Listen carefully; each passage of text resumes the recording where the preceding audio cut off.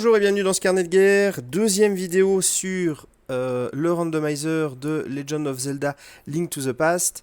On va simplement faire un début de seed. Si vous n'avez pas vu la vidéo précédente, je vous invite à la regarder, vous comprendrez un petit peu mieux de quoi je parle. Mais on va faire simplement un début de seed, et puis je vais prendre le temps d'expliquer un petit peu le vocabulaire qu'on utilise quand on parle du randomizer, ainsi que comment débuter une seed un petit peu de manière très standard. Après, vous pourrez changer votre routing, hein, mais là, on va aller un petit peu plus lentement. Il n'y a pas de timer, donc on va vraiment commencer comme ça. Alors, j'ai créé une seed Open 77, tout ce qu'il y a de plus standard. Je suis désolé, vous n'aurez pas le son du jeu. J'ai pas réussi à capturer ma voix plus le son du jeu de manière potable. Donc voilà, vous aurez peut-être une petite musique d'ambiance. On va donc commencer tout simplement en entrant notre nom. Sur le haut de l'écran, vous avez vu... Alors, carnet de guerre, hein. Hop, voilà. Sur le haut de l'écran, vous avez vu que j'ai mis le tracker ainsi que les maps. On va y revenir. Et puis, j'ai décidé de jouer avec Link, donc le personnage basique, parce que comme ça, vous ne serez pas dépaysé et on sait de quoi on parle. Alors, on va commencer, et c'est une open. Donc, j'ai le choix entre la maison, je vais virer la souris, voilà, la maison de Link, celle où je suis là, ou le sanctuaire. Le sanctuaire, attention, se situe ici, voilà, et la maison de Link se situe là. Vous voyez que c'est deux carrés verts, ce qui signifie qu'il y a un coffre, un ou plusieurs coffres. Mais du coup, ils sont accessibles parce que c'est en vert. Je vais commencer par la maison de Link. Je dirais pas que c'est d'habitude par là où on commence, mais c'est un choix qui se vaut. Donc voilà notre petit personnage. Il n'a aucun équipement à part sa tunique verte. Et on ouvre le premier coffre et je trouve déjà des bombes, ce qui est très bien. Je clique, paf, il est pris. Les bombes ne se trouvent pas sur le tracker que vous voyez là en haut. Tout simplement parce que on peut en avoir et on peut ne plus en avoir. Donc là, je vais monter direction le château. Toute cette partie qui se trouve ici, puisqu'il y a deux coffres qui sont disponibles. Il y a le coffre la localisation d'objets de notre oncle, qui se trouve dans les égouts, parce que c'est là où, dans le jeu Vanilla, il meurt. Quand on utilise le terme Vanilla, c'est vanille, quoi.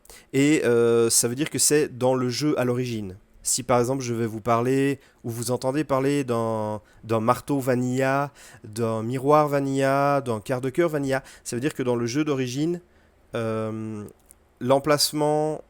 Enfin, c'est l'emplacement de l'objet que vous trouvez. Le marteau Vanilla se trouve dans Palace of Darkness. Si vous trouvez le marteau dans Palace of Darkness, dans le gros coffre de Palace of Darkness, c'est son emplacement Vanilla. Donc quand je vais utiliser Vanilla, ça fait référence au jeu de base, non modifié. Hop, on saute. Ici, tout de suite, une petite astuce. Vous prenez la pancarte, vous vous baladez, et vous allez tuer un garde ici. Paf. Voilà. Pourquoi est-ce qu'on fait ça?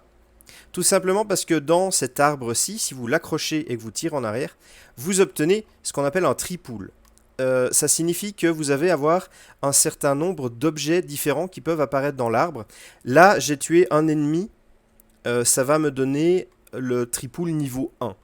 Il faudra tuer plus d'ennemis pour le tripool niveau 2 et encore plus pour le tripool niveau 3, sans vous faire toucher. C'est des petites choses, c'est un petit peu des tips pour joueurs avancés. Vous n'êtes pas obligé de savoir ça dès le début, mais ça peut être très utile. Là, ça m'a donné des cœurs, mais ça aurait pu me donner des rubis, ça aurait pu me donner des bombes, donc ça aurait pu me donner plein de choses. N'ayant pas d'armes pour tuer les gardes, je ne vais pas utiliser mes bombes parce que ça serait gâché. Je les esquive, hop, je vais récupérer ce coffre-ci. C'est un quart de cœur. Hop, voilà, hop, on récupère la magie. Alors, c'est ce coffre qui se trouve ici. Il y en a un. Du coup, je vais pas cliquer. Non, pardon. C'est ce coffre qui est ici. Excusez-moi, je me suis trompé. Du coup, je vais pas encore cliquer. Mais bon, l'oncle est là. Et l'oncle a une épée. Hop, voilà. Donc, j'ai une épée Vanilla. Donc, je clique ici et je mets l'épée ici. Tada! Voilà. Donc, maintenant, j'ai une épée. Maintenant, ayant une arme, et c'est ce qu'on espère en fait en faisant ça, on va aller faire le devant de l'escape. Normalement, c'est quelque chose que vous faites directement dans le jeu. Vous sauvez la princesse. Bon, alors, venez les gardes, on va se faire une petite sauterie, voilà. Voilà. Et on va aller sauver la princesse qui n'est évidemment pas là, puisque nous sommes en open et pas en standard. Mais il y a des coffres, alors on va chercher les coffres. Hop, on se balade, on évite les gardes. Si vous faites un rando avec un temps limite, avec un timer, on prend pas forcément la peine de tuer tous les ennemis parce que ça prend du temps et c'est embêtant. Les gardes verts avec les petits couteaux, de toute façon, ils font leur ronde, ils s'en fichent de vous. Les gardes bleus, les gardes verts avec la grande épée, les gardes rouges, eux, sont plus embêtants parce qu'ils vont vous foncer dessus. Voilà, donc on va tuer celui-là. Celui-là donnera de toute façon une clé, hop, pour ouvrir ici. Et là, il y a un coffre, c'est aussi la clé. Alors, il y a également un certain nombre de choses à savoir. C'est-à-dire que dans l'escape, il y a de toute façon un coffre qui va contenir une clé. Ce coffre peut être devant dans l'escape, donc ça c'est là où je suis. Ou alors, il peut carrément être derrière, dans le back of escape, comme on l'appelle communément. Et il se trouve que si on veut arriver dans le back of escape en passant par le devant, il nous faut cette petite clé. Donc il y a des petites astuces qui font que on va pouvoir utiliser d'autres objets pour nous permettre d'arriver à cet escape. Ce garde-là vous donnera de toute façon une clé aussi. Je récupère encore des bombes et on continue. Titadi.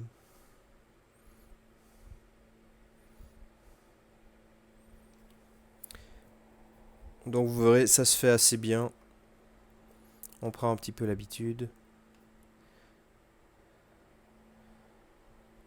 Voilà, alors toi t'es un petit peu embêtant, donc on va te semer, mais on va essayer de te garder en vie.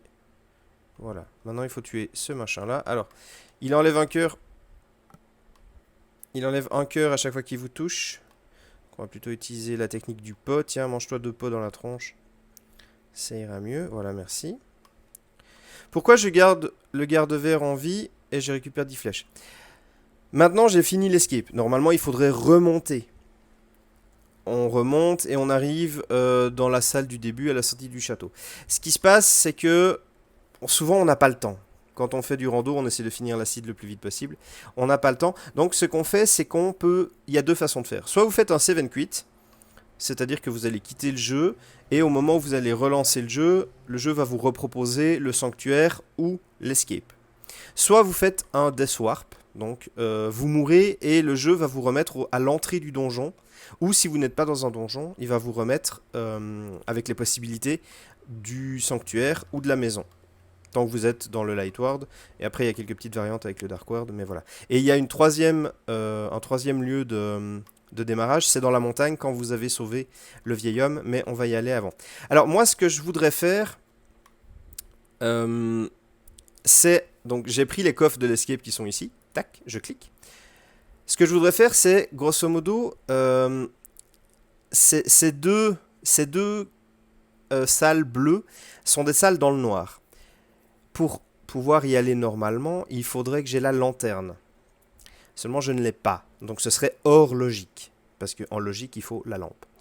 Il s'avère que je sais faire ces salles dans le noir sans lanterne. Donc c'est des choses qui s'apprennent, on connaît la localisation des ennemis, on sait où il faut bouger pour aller récupérer tel ou tel coffre et tel ou tel objet. Dans ce cas de figure-là, je ne vais pas le faire parce qu'on est au début, vous ne savez peut-être pas faire les salles dans le noir, vous les apprendrez ou vous les apprendrez pas, c'est vous qui choisirez. Mais du coup, ce que je vais faire, c'est que je vais faire un save and quit. Alors, hop, on quitte. Le save and quit prend 2 ou 3 secondes. Et on va commencer au sanctuaire. J'ai fait tout ce que je voulais actuellement à la maison de Link. Je vais aller au sanctuaire. On aurait pu passer par en bas, on aurait pu aller à d'autres endroits. Mais je vais vous expliquer pourquoi je suis au sanctuaire. Je vais virer la flèche, voilà. Hop, on récupère le coffre du sanctuaire, qui se trouve ici. Tadada. Et ensuite, on va aller à Kakariko Village. Kakariko Village, c'est la zone... Enfin, en tout cas, c'est la zone la plus fournie au niveau des coffres au début du jeu. Mais avant ça, on va faire quelques petits checks rapides. On va aller voir les lumberjacks, donc les bûcherons. On évite les oiseaux parce qu'ils sont vraiment très pénibles. On bute ça. Là, vous aurez aussi un tripoule. Mais là, vous voyez que c'est pas le même tripoule parce que j'ai tué plus d'ennemis. Je récupère les flèches. Et ici, voilà, alors, là il y a un bushcrab. Lui, il va me donner un rubis vert. Bon, bah, il va me cracher des rubis verts. Ça peut être intéressant s'il vous met par exemple des rubis rouges. Voilà, c'est pas très intéressant. Et on va aller vérifier cette grotte. Vous voyez que la grotte, elle est ici. Elle est en jaune. Ça veut dire que je peux prendre l'information, mais que je ne peux pas accéder encore à l'objet. L'objet sur le Lumberjack Ledge, c'est simplement un rubis rouge. Ça n'est pas très intéressant. Pour obtenir cet objet, il faut que j'aille ici et que je tue Aganim. Enfin, c'est Aganim 1, on l'aura 2 fois dans le jeu. Et que je le batte pour que les bûcherons se déplacent et avec les bottes que j'abatte l'arbre qu'ils étaient en train de couper. On passe par en haut dans Skullwood. Enfin non, c'est pas Skullwood, c'est les bois perdus. Voilà, ici il y a un objet. Alors bon, bah c'est un rubis rouge. On va le récupérer parce qu'on a toujours besoin d'un petit peu d'argent au début du jeu. Voilà, et ensuite vous avez une cachette. Alors, hop, c'est l'emplacement du champignon vanilla. Et là, il y a le Forest Hideout. Hop, on tombe dans le trou. Et là, on a un quart de cœur. Bon, ben pour l'instant, la scie n'est pas particulièrement généreuse, même si j'ai une épée, et que c'est quand même bien pratique. Si vous n'avez pas d'épée, il y a évidemment des armes qui vous seront proposées. Hein. Il y a des arcs, il y a les cannes, il y a les baguettes. Vous avez également le grappin qui peut servir d'arme, le marteau. Ben, il y a pas mal de possibilités, mais parfois vous devrez faire un petit bout de l'acide sans arme du tout. Donc il faudra vous apprendre à éviter les ennemis. On arrive à Kakariko, et Kakariko, vous voyez, il y a plein de coffres. Là, il y a 4 plus une bombe. Donc il y a 5 objets. Ici, il y a 4 plus une bombe, il y a 5 objets. Vous avez un vendeur de bouteilles qui va vous vendre quelque chose pour 100 rubis. Alors, il faut les avoir, les 100 rubis, voilà.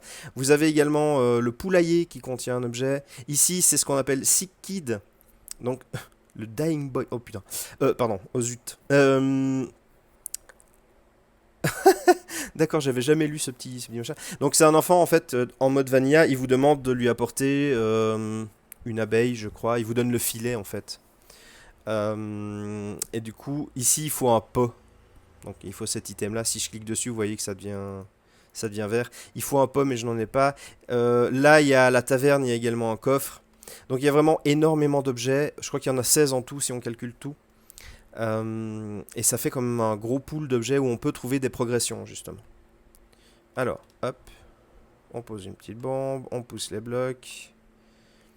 On récupère les coffres. Jusque là rien de bien sorcier. Je récupère un rubis. Des bombes, des flèches. Bah dis donc. Pas très gentil cette site. Ah voilà. Et là on a un gant. Alors attention, je vais mettre le gant sur le tracker. Et vous allez voir qu'il y a des choses qui vont s'allumer. Pouf. Voilà. Et là, on a justement des salles dans le noir. Donc je peux y aller, mais elles ne sont pas en logique. C'est devenu bleu à cause de ça. On a les bottes, on va pouvoir courir. Et attention, je vais mettre les bottes, vous allez voir que ça va s'allumer aussi. Notamment ici. Pouf. Et là. Donc là, il y a un caillou à casser en fonçant dedans avec les bottes. Et ici, il y a la bibliothèque où vous devez taper dans une étagère pour faire tomber normalement le livre. Mais dans le randomizer, ce sera sans doute un autre objet. Alors les bots, ça vous permet de gagner énormément de vitesse. Oups, sauf si vous bonkez comme moi. Et c'est très pratique. On a envie d'avoir les bots. Clairement. Un quart de cœur. Donc je continue mes checks. C'est des checks tout à fait classiques. Donc on pourrait commencer par le sanctuaire et ensuite venir directement à Kakariko. Il y a plus d'objets. Donc je récupère de l'argent, des flèches et un arc. Alors attention, pouf. Sur ce tracker-là, vous voyez on peut cliquer plusieurs fois. La première, c'est les flèches d'argent. Comme les arcs maintenant sont progressifs, vous n'aurez jamais les flèches d'argent avant d'avoir les arcs. C'était une ancienne version. Donc là, j'ai l'arc avec les flèches de bois. Mais ça met complètement Eastern Palace, il est devenu vert. J'ai 100 rubis, je vais pouvoir me payer des bombes, c'est parfait. Tac. On va descendre au poulailler. Bonjour madame, au revoir madame.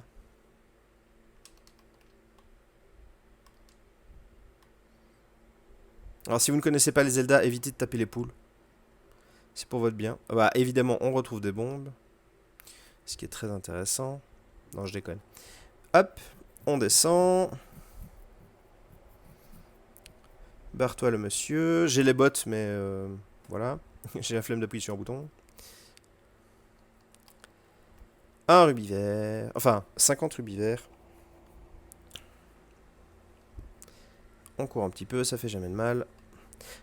On bonk, pourquoi pas. On va aller à la bibliothèque.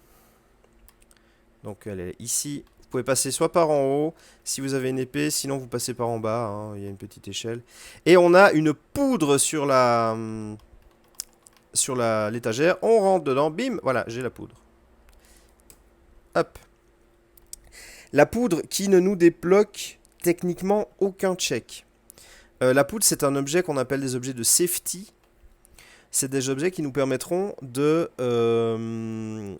survivre. C'est-à-dire que, par exemple, il y a certains ennemis qui y sont sensibles.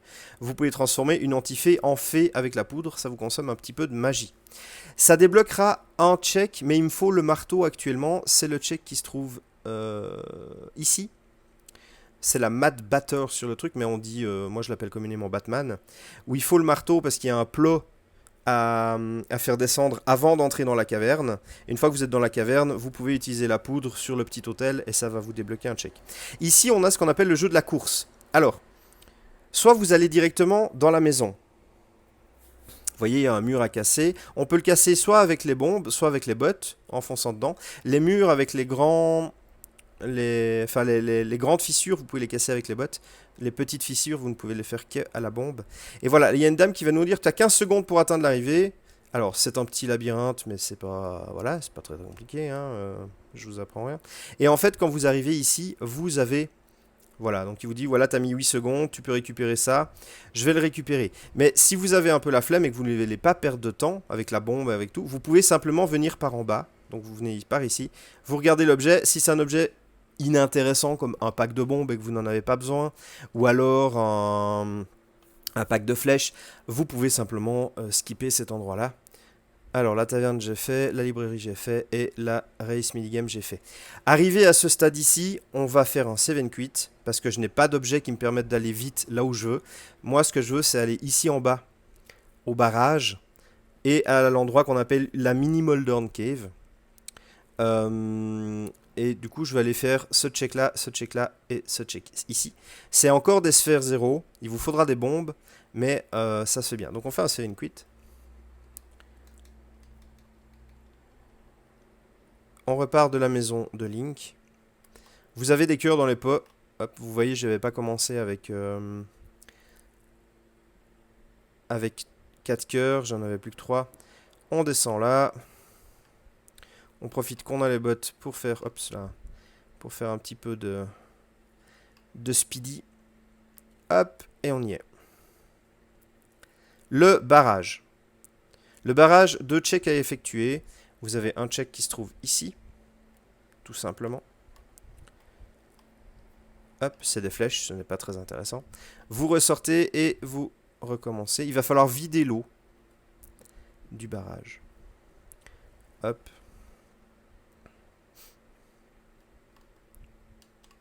Oups. On vide l'eau. Et on va voir un objet. Je vais déjà enlever ceci. Voilà. Et on a la flûte, mesdames et messieurs. La flûte. La flûte, c'est un objet qui va nous débloquer pas mal de choses. Hop là. Je vais slalomer entre les flèches. Donc voilà. Déjà, si vous faites ça, vous pouvez voir qu'il y a un point vert qui s'allume. Mais la flûte, elle ne sert à rien comme ça. Si j'utilise la flûte comme ça, il ne se passe rien. Vous avez une petite musique rigolote, appelée communément l'hymne Okari national. La flûte, il va falloir l'activer d'une manière différente, mais on y retournera. Hop, on va. Je vais continuer sur mon idée, sur l'idée de base, c'est-à-dire faire le check que j'avais dit. Donc là, on va aller dans la Mini Moldorn Cave. Mini Moldorn Cave qui contient 5 coffres, mais il faut passer une épreuve avant. Il y a des Mini Moldorn. Ben oui, d'où son nom. Alors, vous dézinguez les vilains. Vous pouvez utiliser l'arc, le grappin, les flèches, tout ce que vous voulez. Et la petite astuce, hein, on peut passer en dessous. De manière générale, toutes les corniches du bas de l'écran, vous pouvez les passer comme ça. S'il y a un trou au-dessus, vous pouvez y aller, il n'y a pas de problème. les hitbox font que ça passe comme ça. Au-dessus, par contre, ça marche pas. Vous tombez dans le trou si vous essayez. Mais donc, du coup, vous avez la petite... Voilà. Bon, vous faites ça comme moi, là. Vous avez la petite astuce. Vous pouvez également les tuer avec les bombes. Hein. Voilà, bon, donc...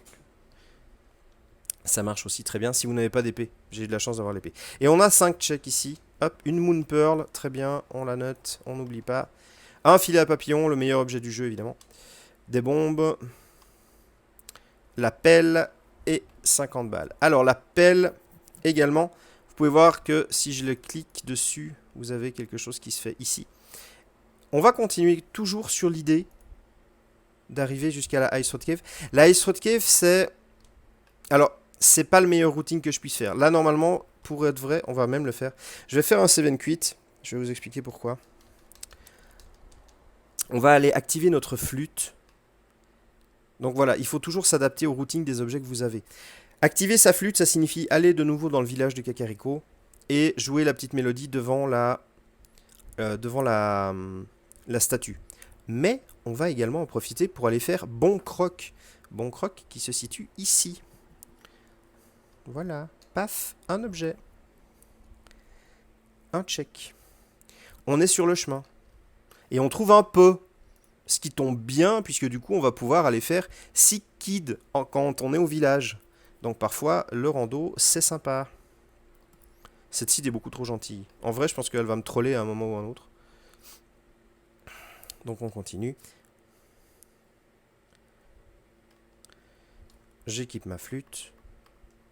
Voilà. Et vous n'aurez pas le son, je suis vraiment désolé. Donc on arrive ici, on utilise la flûte. Et à ce moment-là, on va récupérer un objet de vitesse. C'est un peu comme les bots. Il y a quelques checks qui se débloquent avec, mais surtout on va pouvoir se téléporter. Enfin se téléporter. Se téléfluter. Là où on a besoin de... Là où on veut en fait. Enfin à peu près. Il y a 8 points de téléflutage. J'en profite, je n'oublie pas que Sick Kid est ici. Je le clique. Voilà monsieur. J'ai un flacon vide, qu'est-ce que vous me donnez? Et il me donne un petit bout de cœur. Je vais également prendre un peu de temps pour aller checker la pelle, comme je l'ai dans mes petites mimines. Hop. La pelle n'a qu'un check, c'est celui qui se trouve ici. Le Buried Itam. Hop. On prend la pelle. La pelle est sous la flûte. Parce que normalement, dans le jeu Vanilla, vous devez obtenir la flûte grâce à la pelle. Ici, je fais ce qui s'appelle un item dash. Je vais revenir dessus. Et je trouve des rubis. Quand vous avez les bottes, donc pour l'item dash, quand vous avez les bottes, si vous appuyez sur le bouton de course, ça dépend comment vous mappez votre manette, et que vous utilisez l'objet que vous avez en même temps, vous faites ce qu'on appelle un item dash. C'est-à-dire que vous courez en utilisant l'objet. C'est pratique, notamment avec le marteau, car il vous permet d'enfoncer les plots avec, tout en courant. Donc je ne sais pas si je pourrais vous le montrer dans cette vidéo. C'est également pratique avec la canne de Birna qui vous permet d'aller vite tout en vous protégeant. Bref, il y a quelques applications intéressantes. Par contre, attention, avec la pelle par exemple, si je creuse... allez, soit coopérative, l'acide s'il vous plaît. Donc si vous creusez un peu n'importe où, vous pourrez récupérer des objets. Visiblement là il n'y en a pas. Tant pis. Voilà. Donc, mais vous pouvez récupérer des flèches, vous pourrez récupérer quelques rubis, parfois des bombes ou un peu de magie. Par contre, si vous faites un item dash avec la pelle, vous ne récupérez rien du tout. Jamais. Donc faites attention si vous faites ça. C'est stylé, mais voilà. On va utiliser la flûte. Hop, hop, hop, je flûte. Et là, mon petit oiseau va arriver. Et pourquoi je suis revenu au village tout de suite? C'est parce que en allant sur le 8, là en bas, ça nous permet de se rapprocher de cette fameuse Ice Road Cave où je voulais aller avant. Mais du coup, là, avec la flûte, ça va aussi plus vite. Alors, attention avec les crabes, ils font vraiment très mal quand vous êtes en tenue verte. Donc, la première armure. Hop. Qu'est-ce qu'il y a dans Ice Road Cave?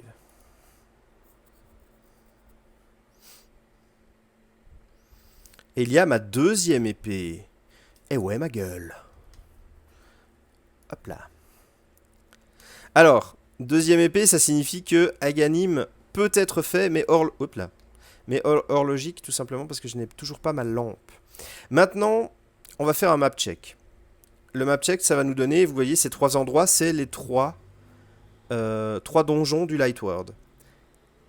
Ici, où il y a le numéro 6, on a le donjon qui s'appelle Eastern Palace. Il se trouve ici. Eastern Palace, c'est un cristal rouge. 1, 2, 3, 4. Voilà, le cristal rouge est là. Ici, le deuxième donjon, Desert Palace. Lui, il a un cristal bleu. Je note cristal bleu. Ici, nous avons la tour des rats et il y a également un cristal bleu. Le numéro sur les cristaux indique le numéro du cristal. C'est-à-dire que dans le jeu Vanilla, on a le cristal 1 qui se trouve à Palace of Darkness, le cristal 2 qui se trouve à Swamp Palace, le cristal 3 qui se trouve à, je crois, Skullwood, le cristal 4 à Tifton, le cristal 5 à Ice Palace, le cristal 6 à Misery Mire et le cristal 7 à Turtle Rock. Pourquoi le cristal 6 est rouge? Parce que le cristal 5 et 6 nous débloquent la fée de la pyramide grâce à la Big Red Bomb. Donc c'est intéressant de savoir que ces deux cristaux vont nous débloquer un check. C'est celui-là, c'est Fat Fairy ou Pyramide Fairy. À voir votre état de grossophobe. Mais ça va débloquer ça en allant l'acheter au Bomb Shop. Mais la bombe rouge ne sera accessible que lorsque vous aurez les deux cristaux rouges. Normalement, dans le Light World, donc dans le monde de la lumière, on n'a que des pendentifs. C'est des donjons qui sont assez courts et pas très compliqués. Les ennemis ne me font pas trop mal et les boss ne sont... Les boss, les boss sont des boss de début de jeu, donc pour la plupart des gens, c'est pas les pires, excepté celui de Desert Palace, parce que là, vraiment, les gens n'aiment pas ce boss-là. Et donc, je suis content, parce que dans cette seed-là, les donjons les plus courts sont des donjons cristaux. Je vous rappelle qu'il faut 7 cristaux pour aller battre, pour ouvrir la Ganon's Tower qui se trouve tout ici en haut. Et que ces cristaux, eh bien, si je les trouve dans des donjons rapides à faire, ça va m'éviter d'aller faire des donjons plus longs. Comme j'ai 3 cristaux dans le Light World, les 3 pendentifs qui sont à l'origine sur ces 3 donjons-là vont se retrouver dans le Light World, et c'est des donjons où je n'aurai peut-être pas besoin d'aller, en tout cas pas d'aller jusqu'au boss. Et ça va nous permettre d'aller plus vite. Maintenant, j'ai ma flûte. Alors maintenant, on a plein d'endroits où on peut aller. Je reprends mon petit tracker. Vous avez ici Sahasralas Hut. Il y a 3 objets. Il faut des bombes ou les bottes, mais il y a 3 objets. Vous avez ici Agina Cave. Il y a un seul objet et il faut des bombes. Ou alors on peut déjà directement aller faire un petit tour dans la montagne. Mais il n'y a pas beaucoup de checks. Il y a des informations, il y a des choses. Donc je vais préférer actuellement aller faire un check que l'on ne fait pas forcément souvent quand on n'a pas la flûte. C'est aller faire le check de Desert Palace et Desert Ledge. Alors là il y a un objet, c'est un quart de cœur, ce n'est pas très intéressant. Mais on va aller voir notre Agina. Parce que ce personnage-là, il n'a pas toujours quelque chose d'intéressant. Ah, j'ai oublié de cliquer sur ça. Il n'a pas toujours quelque chose d'intéressant, mais parfois quand il l'a, c'est vraiment embêtant. Parce que c'est un check isolé. Avec la flûte, on ne prend pas autant de temps que de passer de la maison de ligne, faire tout le tour, arriver par là et ensuite remonter. Donc là, ça va plus vite. Il a un quart de cœur, donc dans cette seed-là, ce n'était pas très intéressant. Néanmoins, c'est fait, donc tant mieux. On va ressortir. Et on va aller faire... ça sera là. Là, j'essaie de rester en logique. C'est-à-dire que je me dis, bon, bah, j'ai pas la lampe, je vais pas encore aller faire les checks dans le noir, je ne vais pas non plus faire un glitch pour briser la logique. Mais en fait, vous allez voir que je vais la briser après si je ne trouve rien chez notre ami là. Parce que bon, c'est juste pas prononçable facilement, ces petites choses-là. Hop là. Alors, ça sera là, c'est ce personnage-là. Il a également une utilité, c'est que quand on lui amène le pendentif vert, il nous donne un objet. Et il nous indique où se trouve le pendentif. Le pendentif se trouve dans Turtle Rock. Donc je vais pouvoir noter Turtle Rock pendentif. Donc Turtle Rock, c'est ce donjon-là. C'est le dernier donjon du jeu normalement. Et le savoir pendentif, c'est un petit peu embêtant. Parce que vous voyez qu'il y a quand même 5 coffres de disponibles. Donc, à voir comment se déroulera la site. Mais c'est pas impossible que j'y aille, même si c'est un pendentif. Alors, j'aimerais casser le mur. Merci, merci, merci, merci. Mais pourquoi tu veux pas casser le mur? Bah, attends, qu'est-ce qui se passe? Voilà, merci. Je sais pas pourquoi il voulait pas, tant pis.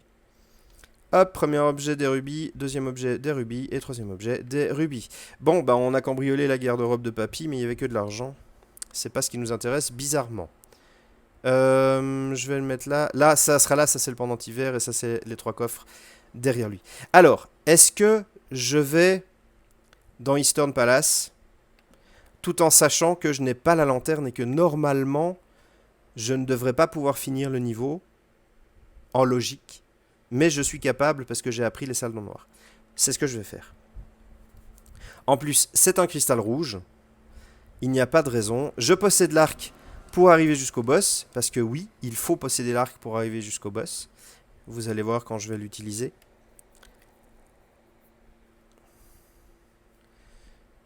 Alors, on va à Eastern Palace. J'aurais pu aller à la montagne, j'aurais pu continuer à faire des checks, j'aurais pu faire le back of escape aussi. Ça, c'est peut-être un truc que je ferai après. Mais là, je décide de briser la logique. Pourquoi est-ce que c'est important de garder en tête quand on brise ou pas la logique?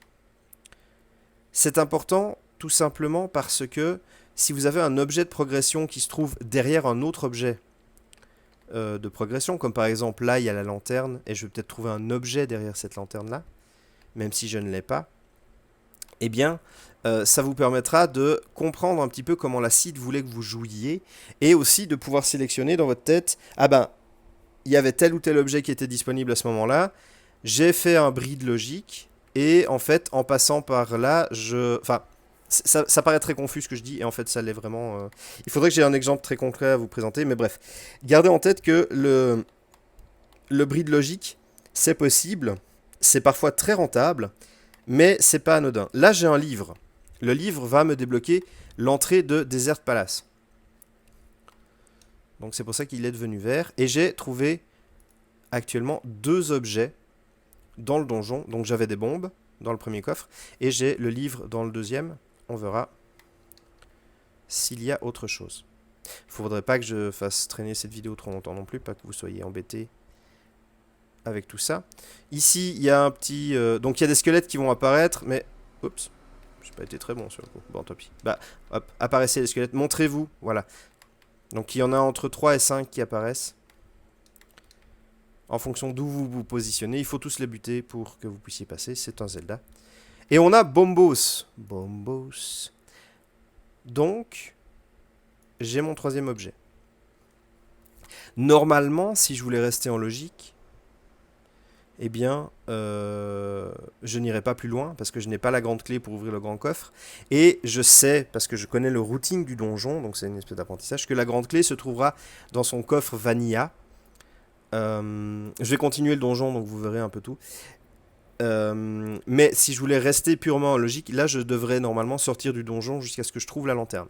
Ce que je ne vais pas faire parce que j'ai décidé de casser la logique. Ici, nous avons un indice. De mémoire, les indices sont actifs. Le meilleur boomerang se trouve tenu par le Grumpy Fish. Le Grumpy Fish, il faut savoir que c'est 4 fiches. C'est ce check ici. Le meilleur boomerang, je pense que c'est le boomerang rouge. Mais il y a une bataille dans la communauté pour savoir quel est le meilleur boomerang. Donc c'est peut-être le rouge ou c'est peut-être le bleu. Le rouge va plus loin, mais il fait des paillettes et ça fait laguer le jeu. Tandis que le bleu va moins loin, ne fait pas laguer le jeu et parfois est plus précis pour certaines actions. Donc voilà, ça se bat un petit peu dans la communauté. Enfin, ça se bat. Ça se chicane tranquillement. Donc c'est ce check-là. Je sais maintenant qu'il y a un boomerang. Donc, si je n'ai pas besoin de boomerang, ce qui est le cas, ce n'est pas un objet obligatoire pour le jeu, je n'ai pas besoin d'aller faire ce check-là. Et vous voyez que le check, il est très éloigné du reste. On ne peut pas passer par là où il y a la flèche. Il faut faire tout le tour. Donc, quand vous êtes à la pyramide, vous devez faire tout ça. Donc, c'est assez long. Donc, je suis content d'avoir cet indice-là. Le grand coffre s'ouvre avec la grande clé. Et cette porte-là s'ouvre également avec la grande clé. Donc, je suis un petit peu embêté. Il me faut une grande clé. La grande clé, elle va se trouver dans son coffre Vanilla, qui va se trouver ici. Je vais entrer dans une salle dans le noir, et vous allez voir que je vais me guider avec la petite étoile de mon épée. Voilà, je suis dans la salle dans le noir, hop. On appuie sur l'interrupteur, on passe dans la pièce d'à côté, surtout que en plus vous n'avez pas le son, ça doit être horrible à regarder. Voilà, je me suis fait toucher par un ennemi. Il y a une clé sous le pot. J'ai récupéré la clé. Vous avez vu en haut à droite, il y a la petite icône qui est devenue de 0 à 1. Je continue. Je me refais avoir par un ennemi. Je passe la porte et voilà. Vous pouvez trouver les maps des salles dans le noir sur internet, donc ça peut vous aider à vous retrouver et à vous permettre de mieux arriver à... Oh là là. Alors. De mieux arriver à apprendre ces salles dans le noir.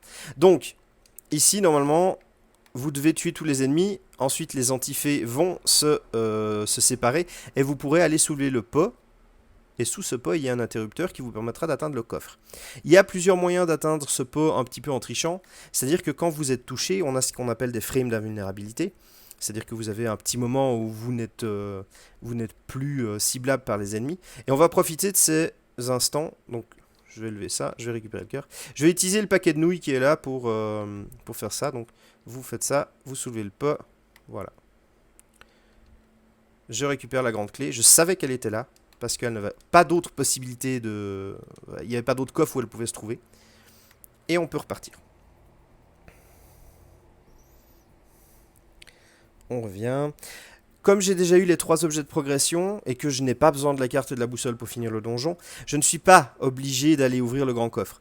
Je vais ouvrir le grand coffre tout simplement pour vous montrer qu'il y a soit une carte, soit une boussole dedans. Tada! C'est une boussole. Et ensuite, on continue le donjon. Je vais revenir à nouveau dans une salle dans le noir. Donc ne vous en faites pas si vous ne voyez rien. C'est parti. Alors cette salle dans le noir est un peu embêtante parce que je dois tuer un ennemi. Bien spécifique. Où es-tu? Voilà. Il est là. Voilà. Cet ennemi a une clé.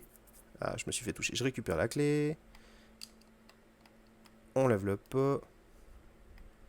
Et on est passé. Voilà. Donc si l'ennemi se met à bouger, à faire n'importe quoi, c'est un petit peu embêtant. Ça, c'est des antifées. Un petit coup de poudre, ça devient des fées. On récupère des vies.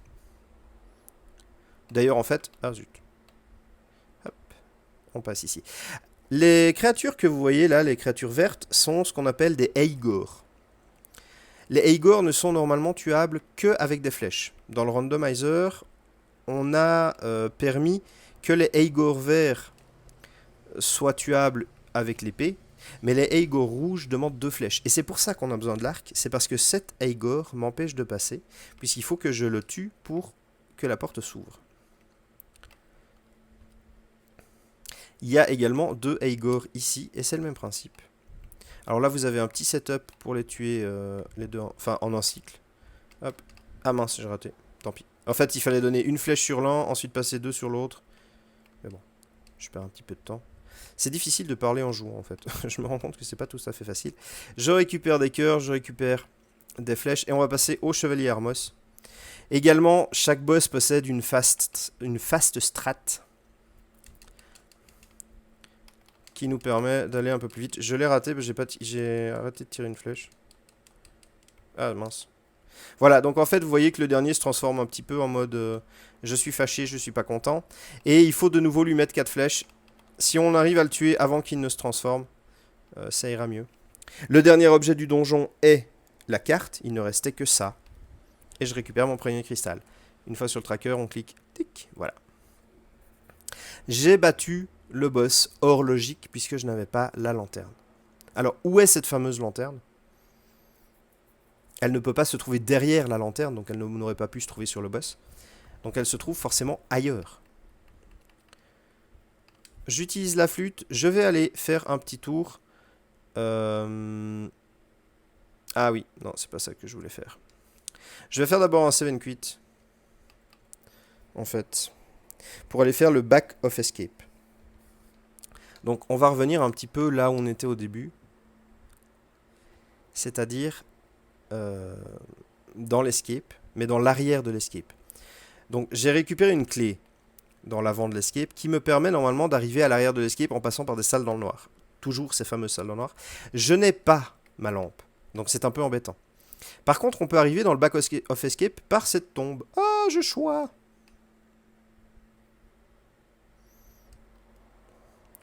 Et je choisis d'ouvrir ici. Alors, je peux utiliser des bombes ou les bottes. Hein, vous avez vu, c'est c'est des grandes fissures. Et il y a 3 coffres.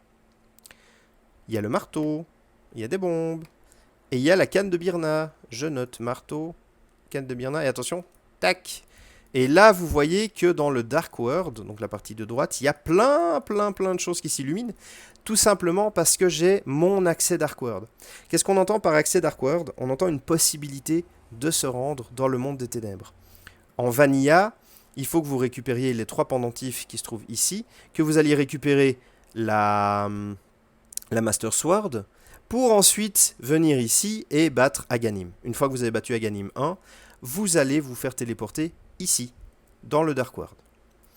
Là, ce qui se passe, c'est qu'on va avoir un accès Dark World différent. Il y a plusieurs endroits où il y a des points de passage entre le Light World et le Dark World, et ces points de passage ne sont accessibles que si vous possédez la 2e paire de gants, donc les gants dorés, ceux-ci, ou si vous possédez une paire de gants et le marteau. Également, dans le Dark World, si vous ne possédez pas la Moon Pearl, vous ressemblez à un petit lapin comme ça. Et du coup, vous voyez que vous ne pouvez rien faire. Vous êtes un little bunny un petit peu... c'est un peu triste quand même. Donc, maintenant que j'ai cette information-là, qu'est-ce que je vais faire? J'ai un accès Dark World. Déjà, je vais faire un 7 quit parce que c'est plus facile de rentrer à la maison comme ça. Et on va aller faire un petit tour dans le Dark World pour vous montrer un petit peu comment ça se passe. Je vais partir à la maison de Link, il y a un accès Dark World très rapide et il y a également une cave très importante, enfin très importante, c'est pas très important, mais c'est une cave où il y a beaucoup d'objets donc ça peut valoir la peine. Hop, là grâce au marteau on peut enfoncer un plat, poc, grâce aux forces, aux gants, je peux soulever le caillou et je passe dans le Dark World. Zébardi. Je remets un coup sur le plat. Et on va aller dans ce qu'on appelle la Hype Cave. Parce qu'il fut un temps où elle possédait plein d'objets très intéressants. Maintenant, avec les versions qu'on a actuellement, c'est moins souvent le cas. C'est un petit peu embêtant. Mais il y a quand même 5 objets dedans. Alors, une petite bombe dans le coin. Toi, tu me donnes un bouclier Fisher-Price. Très bien. Un rubis. La flèche unique. Alléluia. Un cœur. Pourquoi pas. Et 100 balles. Donc bon, bah ma foi, elle a pas grand-chose, hein, cette pauvre petite Hype Cave. Où est-ce que je vais? Où est-ce que je vais? C'est la bonne question. Maintenant, on va faire un map check. Hop, map check. Alors, attention. Le donjon numéro 1 du Monde des Ténèbres, c'est normalement celui-là, Palace of Darkness. Il contient un pendentif rouge. Pendentif rouge qui n'est pas utile, donc je n'ai pas envie d'aller dans ce donjon. On a également un autre pendentif sur Misery Mire. C'est le 6e donjon. Celui-là non plus, on n'a pas très envie d'aller le faire parce que la récompense n'est pas très intéressante. Et vous voyez qu'il n'y a que 2 coffres où il peut y avoir de la progression. Et en plus de ça, il lui faut un médaillon pour être ouvert. Et on ne sait pas encore quel est le médaillon. Pod possède quand même 5 coffres, ça se discute. On a un rubis rouge sur Swamp Palace. C'est celui-là. Rubis rouge. Donc ça va être très intéressant d'y aller. Mais je ne peux pas encore y aller parce qu'il me manque des objets. Il me manque les palmes pour nager. Et il me manque le grappin pour avancer dans le donjon. Ainsi que le miroir même pour entrer dans le donjon. Donc celui-là, je suis pas prêt d'y aller. Ice Palace, on a un rubis. On a un cristal bleu. Hop, on note. Skullwoods, cristal bleu, on note. Que 2 objets. Néanmoins, c'est intéressant d'y aller.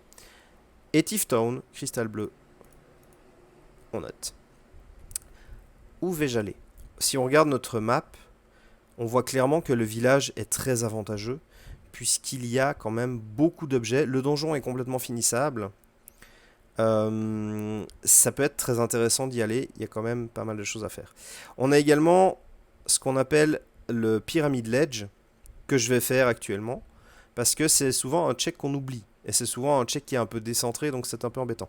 On a également 4 fiches. Mais 4 fiches, on a un indice qui nous a dit que c'était un boomerang. Donc ce n'est pas plus intéressant que ça.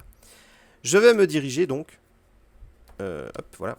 Vers Pyramid Ledge, parce que si je ne le fais pas maintenant, je vais jamais le faire. Je vais un petit peu oublier, et ça va me permettre de vous montrer également le Hammer Dash. Donc je vais donner un coup de marteau et les bottes en même temps, et voilà. Bon, après je me prends l'ennemi, mais c'est pas grave. Vous voyez que les ennemis font aïe aïe aïe, font très très très mal. On est dans le Dark World, j'ai 5 cœurs, ce qui n'est vraiment pas beaucoup, et je suis en tunique verte, donc l'armure .0. Il faut aussi noter quelque chose, le jeu est dur. C'est un jeu qui est difficile. C'est un jeu où vous allez mourir vraiment beaucoup. Même si vous le faites en vanilla, c'est un jeu compliqué. C'est vraiment pas un jeu très facile. Sur la pyramide, on a une petite tunique bleue. Un peu plus de protection, ce n'est jamais gâché.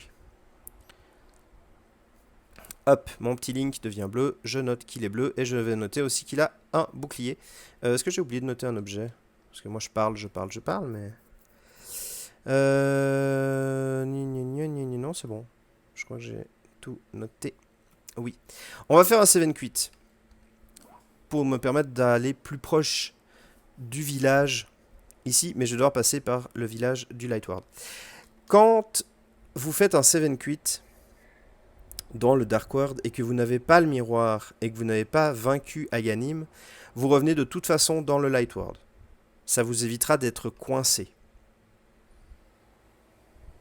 Parce que oui, si ce n'était pas mis en place, vous pourriez être coincé. Ce qui serait assez embêtant. Hop, on se dépêche. Je vais aller chercher le portail qui se trouve dans le village. Oups.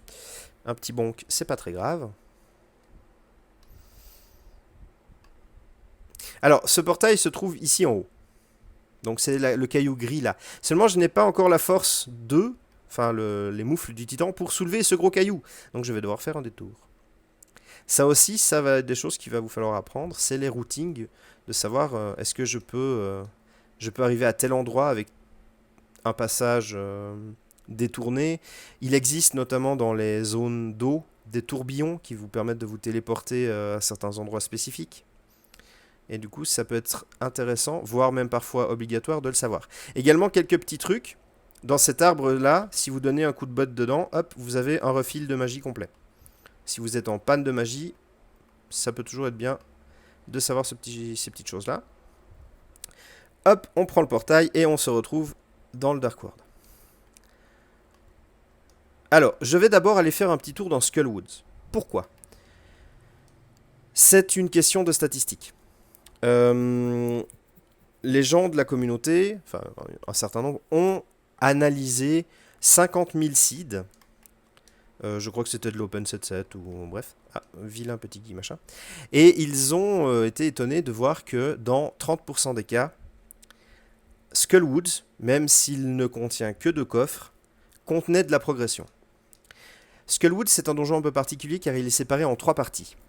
Une première, une deuxième, une troisième. La troisième n'est accessible que si vous avez la canne de feu, la Fire Rod. Et on considère souvent que la partie 1 et la partie 2 font partie de l'Overworld. Ce n'est pas très difficile de faire les checks. Ce n'est pas particulièrement problématique. Donc souvent, on fait quand même un petit tour dans Skullwoods. Alors, on tombe sur une petite clé. Donc ce n'est pas un objet de progression, donc on ne coche pas un coffre. Ça me permet d'ouvrir cette porte-là.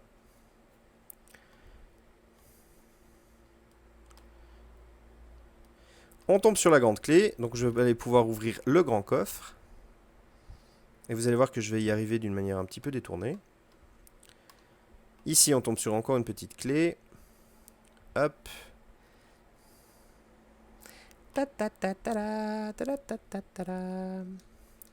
Merci, tirez-vous. Et je tombe sur Quake, mon premier objet. Je note Quake. Et j'enlève un coffre. Je me fais volontairement attraper par la main pour revenir au début du donjon. La main s'appelle un Wallmaster. Voilà. Alors, comment atteindre ce grand coffre? Eh bien, dans la version vanilla du jeu, il faut tomber... il faut passer... Ouais, tomber dans un trou un tout petit peu plus haut. Ensuite, il faut aller activer un interrupteur spécifique. Ça va faire péter le mur du fond. Et on va pouvoir atteindre ce coffre. Il y a une méthode plus simple. Enfin, plus simple, c'est pas tout à fait plus simple. Mais il y a une méthode plus rapide, disons. C'est ce qu'on appelle un bomb jump. Je vais me positionner ici, juste avant de tomber dans le trou. Je vais poser une bombe. Et la projection me fera sauter au-dessus du trou. Voilà. Alors, évidemment, vous prenez un peu de dégâts, mais c'est pas grave. Hop, on a une petite clé. Je retombe dans le trou, j'arrive au début du donjon, et je peux sortir. J'ai fait tous les coffres de l'avant de Skullwood. Je vais faire un coffre dans la partie 2 de Skullwood. La partie mitoyenne, je ne sais plus, bref. On va y aller, hop. Je tue les deux machins. Les Gypdos, ils sont embêtants. Il y a un interrupteur qui se trouve ici. Par exemple, si vous avez la canne de Somaria, ici, ce serait très pratique parce qu'elle vous permet de créer des blocs. Donc vous n'en avez plus qu'à poser ce bloc sur l'interrupteur et vous n'êtes pas obligé de pousser cette statue. Seulement, je n'ai pas la canne de Somaria. Donc je vais pousser cette statue. Et on va éviter de se faire choper par la main, qui est assez embêtant. Le coffre est ici. Tire-toi le squelette. Et il contient une boussole, donc rien d'intéressant. Mon deuxième objet disponible sera dans la troisième partie de Skullwood, mais je n'y ai pas accès. Parce que je n'ai pas la Fire Rod.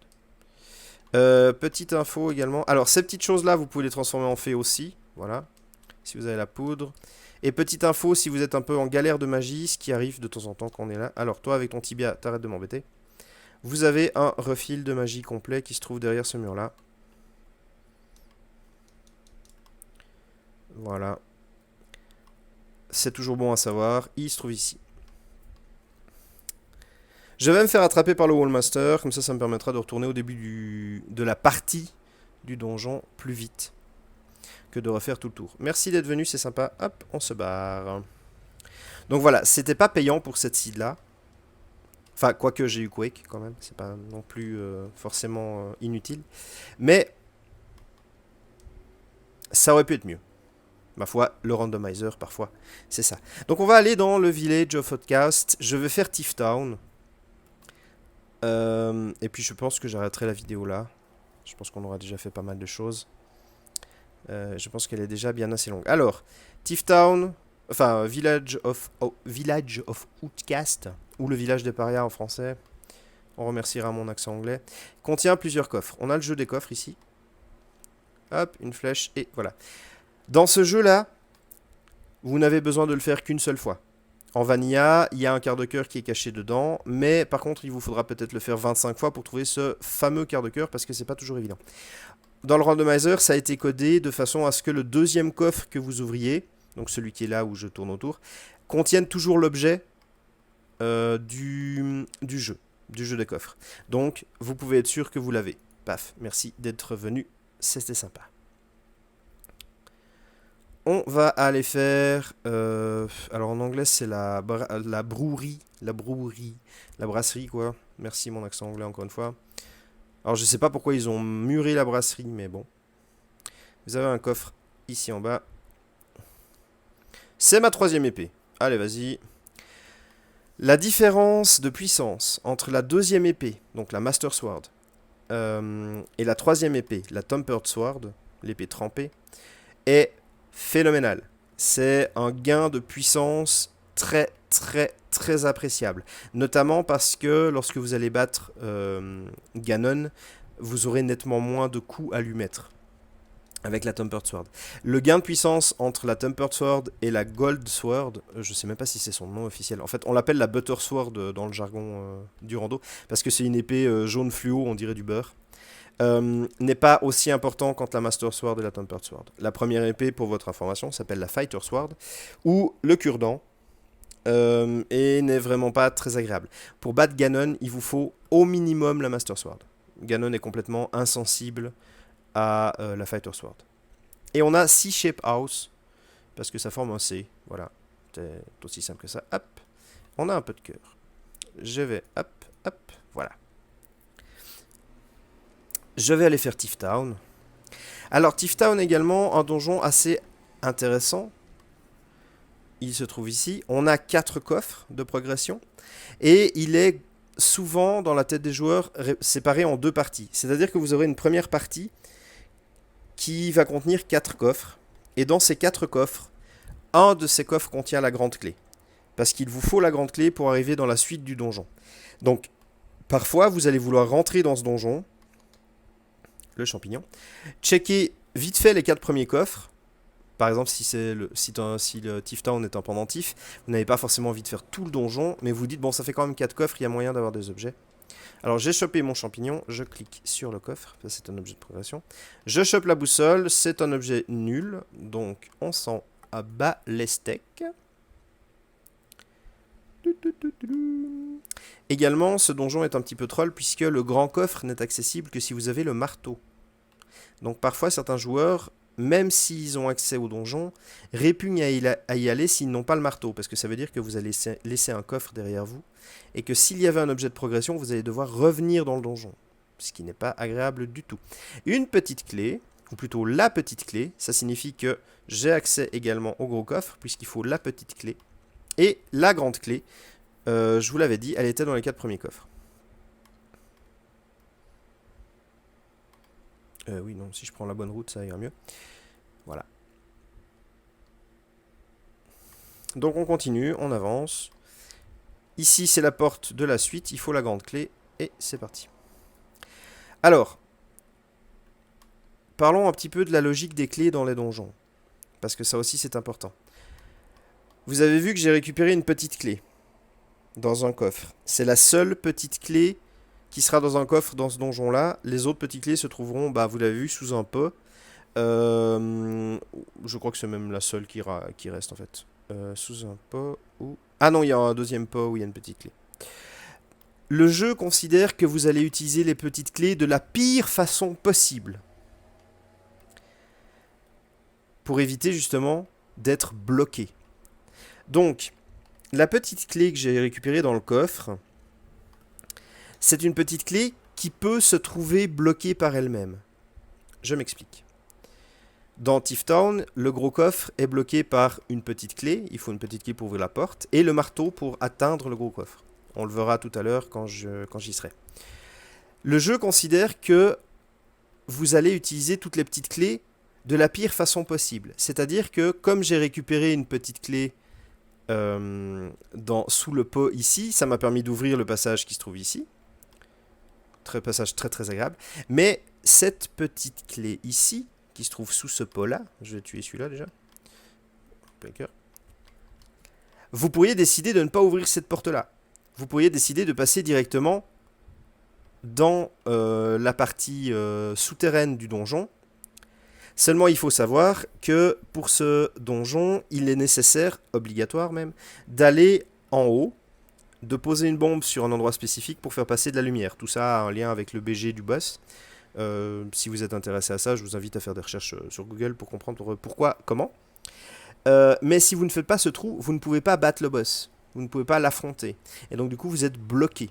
Et s'il y avait un objet de progression sur le boss, votre seed, elle va être invalidée. Enfin, vous n'arriverez pas à la terminer. Donc le jeu considère que vous utilisez le pire possible.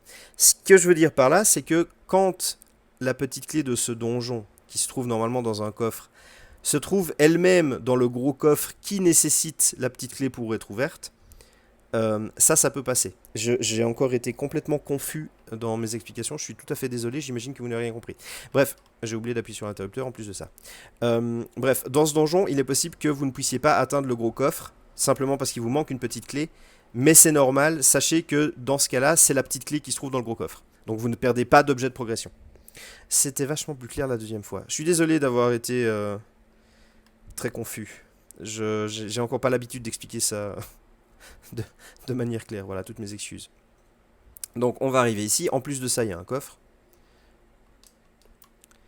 On récupère des bombes. Parfait. Hop, on pose une bombe ici. Ça, c'est nécessaire pour la fin, justement, hop, du donjon.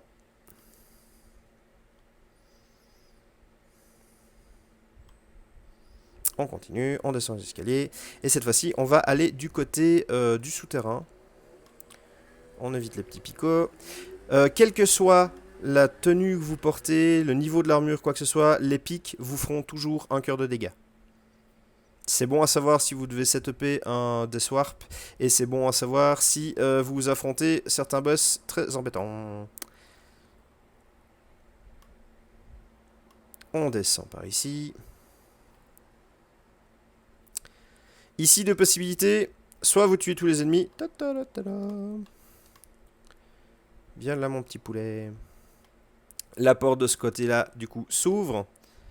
Soit vous levez tout simplement le bloc qui se trouve ici, mais pour cela, il vous faut au moins un gant. Car oui, il est possible d'arriver dans ce niveau, dans ce donjon sans gants. Et vous arrivez, vous prenez un petit raccourci. Alors ici, on va aller récupérer Blind, déguisé en innocente jeune fille. Il y a un coffre, c'est la carte. Bonjour mademoiselle, venez avec moi, merci. Et on va également aller récupérer le grand coffre qui se trouve de l'autre côté.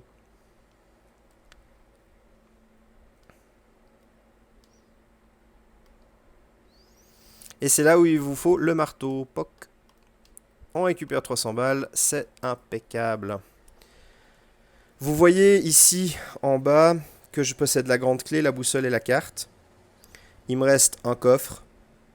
C'est le coffre qui se trouve... Enfin, c'est l'objet qui se trouve en récompense d'avoir battu le boss. On va aller battre ce boss, justement, parce que déjà, un, c'est un cristal, et deux, il y a un objet. Et ça peut être un objet de progression. Alors, avant d'entrer dans la salle de Blind, donc c'est le nom du boss, sachez que c'est un boss qui est scripté. C'est-à-dire que si vous faites tout le temps les mêmes mouvements, il fera de son côté tout le temps les mêmes mouvements la première fois que vous entrez dans la salle. Vous allez le voir. Ce qui se passe, c'est que c'est également un boss qui peut être à la fois effrayant, parce qu'il va y avoir des projectiles partout, il va tirer des lasers qui vont faire beaucoup de dégâts, et que 6 cœurs, c'est pas toujours rassurant. Mais c'est également un boss qui ne nécessitera que 9 coups. Quelle que soit votre arme, quel que soit le niveau de votre épée, quelle que soit l'arme que vous utilisez, comme le marteau, la canne de Birna, ou les flèches, il est immunisé, ou même la canne de Somaria, il faudra toujours 9 coups pour le battre. Donc, avec le script et avec le fait qu'il lui faille que 9 coups, vous devriez normalement, si vous apprenez bien ça, pouvoir faire un blind sans vous prendre le moindre dégât. Mais ça demande un peu de pratique. Alors voilà. Ah mon dieu, et il dit une petite... Voilà, il dit une petite blague au début. Il se transforme. Ah non, tu payes. Voilà, donc après 3 coups, il y a une tête qui fout le camp. Alors le script, évidemment, je ne l'ai pas bossé parce que je suis un peu englandu. Mais ça devrait bien se passer. De même que si vous avez des objets d'invincibilité, n'hésitez pas. Si vous avez des potions, si vous avez la cape ou la canne de Birna, voilà, bim, bam, boum, fini, merci d'être venu, au revoir, ciao. C'est tellement jouissif. Oh, et c'était les palmes, mesdames et messieurs. Les palmes. Hop là. N'hésitez pas à utiliser vos objets. Paf. N'hésitez jamais à utiliser vos objets. Ça vous permet de survivre. Et c'est évidemment le plus efficace possible. Ah, c'est pas mal ça. Ah, j'avais pas vu que c'était ça comme ça. Bref. Voilà. On a terminé. J'ai récupéré les palmes. Où est-ce que je vais aller? Où est-ce que je veux aller? Où la vie me mènera-t-elle? Les objets importants que je pourrais chercher actuellement, bah, c'est les baguettes. La baguette de feu en tout cas pour finir Skullwood. Le grappin. Le miroir pour permettre d'aller dans Swamp Palace. Actuellement, j'ai un donjon qui est disponible. C'est-à-dire Pod. Malheureusement, je n'ai toujours pas ma lanterne. Donc je ne pourrais pas le faire en logique. Par contre, ayant les flèches... Oups là. Et une petite moto qui passe, je ne sais pas si vous l'avez entendu. Ayant les flèches et le marteau, je peux terminer le donjon. Même si, voilà, ben, cette fameuse lanterne n'est toujours pas là. Donc, voilà, plein d'endroits où aller, plein de choses à chercher, plein de coffres, comme vous voyez, à checker. Après, c'est évidemment à vous, au moment de jouer l'acide, de faire votre routing, de faire ce qui vous semble le plus adéquat. On aime bien privilégier les endroits soit tout proche d'où on est, soit les endroits où il y a beaucoup de coffres. Ça permet d'avoir une statistique favorable quant au... Voilà, là j'ai récupéré un bouclier. Quant au nombre de coffres et d'objets de progression qu'on peut trouver. Donc, à ce moment-là, c'est à vous de faire vraiment votre chemin. Il faut connaître le jeu. Un routing, ça ne se fait que si vous avez un petit peu la connaissance du jeu quand même.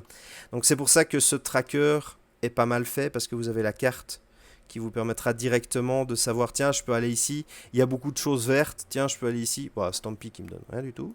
Merci Stampy. J'ai fait le check de la pyramide. Donc vous voyez vraiment que là, pour l'instant, ça s'amenuise quand même gentiment.